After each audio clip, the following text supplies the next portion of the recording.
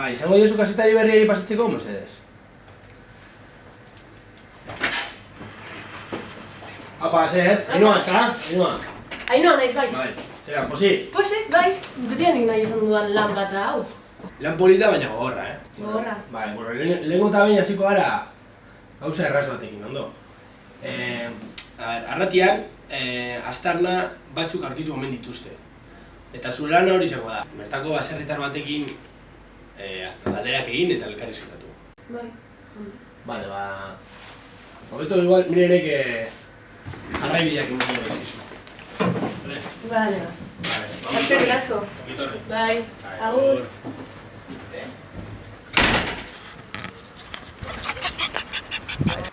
Nola aurkitu zenituen aztarnak? Bueno, ba, astoak topau zituzen, bertatik pasau zirean, da, ba, zer diferente ite astoak, eta ba, tensinak egituzkun horixe begire joan ginen, ba, ikusi nun, ba, zer begoalan.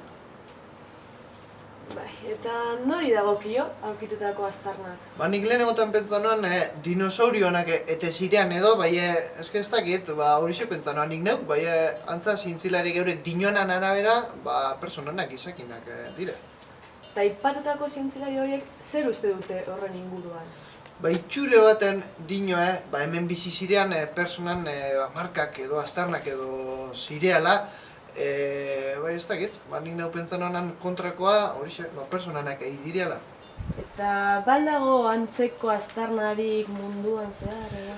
Bai, ba, guztietan lehituten dugu periodikoetan edo entzuten dugu telebizioan edo, ba, danean topetan ditu ez, bai, gu gauri honesek interestan jakuz, ba, azken baten esaten duzkuelako, ba, bertakoak, lehenagoak zelangoak ziren, ba, gu gau nondik gatozen da esaten duzkuelako.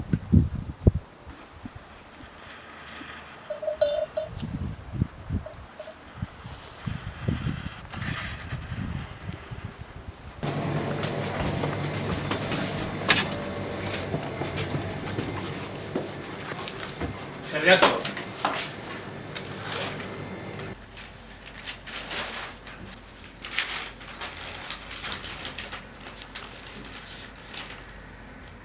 Zer hostia!